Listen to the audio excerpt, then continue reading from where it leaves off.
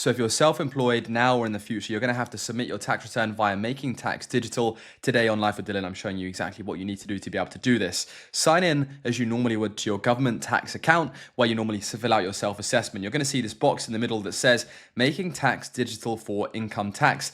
And then if you click find out more, it's just going to take you up to this page right here, and it's going to tell you who needs to sign up and when. But at the bottom, it's going to say sign up for Making Tax Digital. Select this once you're happy you've got the correct software that's compatible with the government software as well. And then you're going to scroll down all the way to the bottom here, and eventually it's going to say sign up for this right now. Now, I've already checked that I've completed and fulfilled all the criteria. It's going to run me through it right now. I'm going to select continue.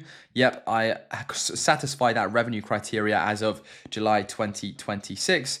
When penalties apply, I actually need to read some of this as well. You can select the software that you're using or sign up afterwards. It's going to ask you for some extra details. You can confirm your trade. And then if you have an income from foreign property, you can select that. Once all your answers are filled out, select confirm and send once you're happy. And I should say, I'm not a government representative. This is just me doing this in my 20s as part of my life journey. So I thought I'd share it. Of course, hopefully it helps some people out there today. If it does, leave a like and subscribe down below. You can see my sign up has been successful, and now I'm signed up and ready to submit my tax return in MTD form for this year. And there it is, it's done. Thank you very much for watching this video. Please do leave a like and subscribe. It really helps me out. And if you want to join my channel to ask any further questions or support, there'll be a link down below. And as always, I'm not a financial or tax advisor. Thanks.